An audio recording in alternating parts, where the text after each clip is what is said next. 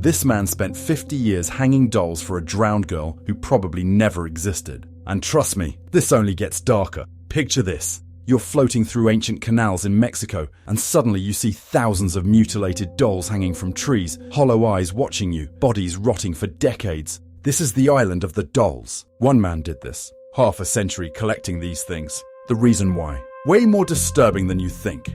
Don Julian Santana left his family in the 1950s to live alone on this island. He found a drowned girl in the canal. Next day, a doll floated by. He hung it as a memorial. Sweet, right? Except he heard her voice, crying, begging, haunting him every night. So he hung another doll, then another. For 50 years, he scavenged garbage dumps and traded crops for broken, filthy dolls because he believed they'd protect him from her spirit. Self-care was not his priority, but here's where things get truly unsettling. Don Julian never cleaned these dolls. He hung them as found, missing limbs, caked in mud, empty eye sockets. And he named them, talked to them, believed they house spirits. Visitors report the dolls move on their own. Heads turn, arms lift. People hear giggling when alone, and cameras constantly die here. Full batteries drain to zero instantly. Equipment failure is so common, tour guides warn you beforehand. Coincidence? Or maybe Don Julian was right about something being very wrong here.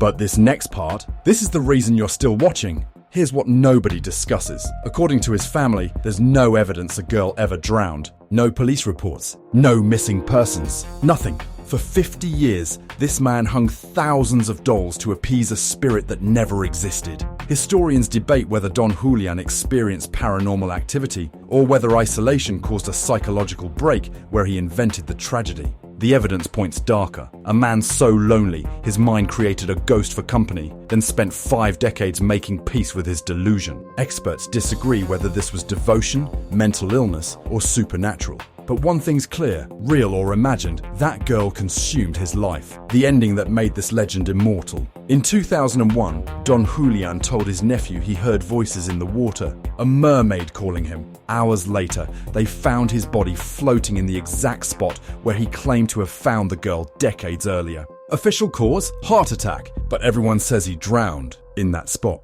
After 50 years, the legend came full circle and claimed him. Marton, the man who hung dolls for a ghost, became the ghost story. But here's the part almost nobody notices. The darkest truth isn't the dolls or drowning. It's what happened after he died. His family kept the island. Tourists bring more dolls. Hundreds yearly. Fresh dolls added to thousands rotting.